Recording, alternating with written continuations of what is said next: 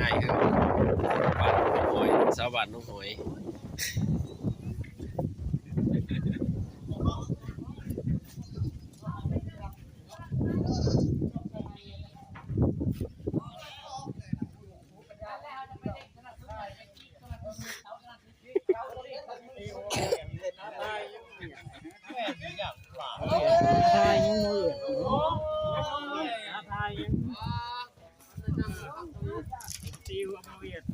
มาลงพร้อมกันอีกก็อ๋อมาลง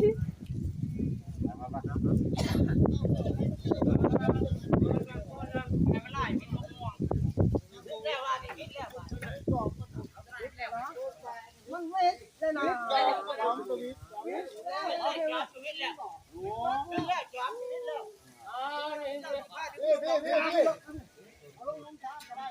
เวียดไทยเวียดเอาเงินทางอากาศเลยโว้ย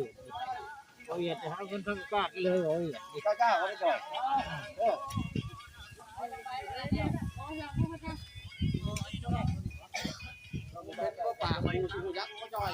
สวัสดีครับเฮียงชิบูจัก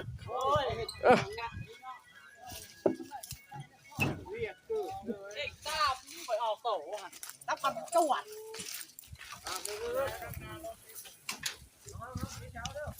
รถไถ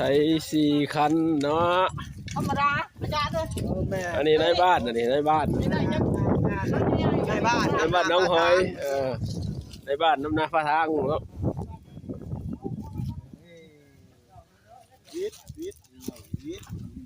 อันนี้หัวหน้าน้ำพายสร้างทีมงาน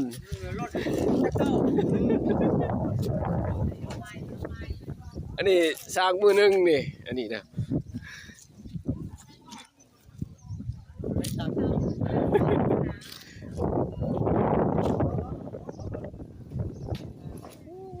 มัดเคยไปโรงเรียน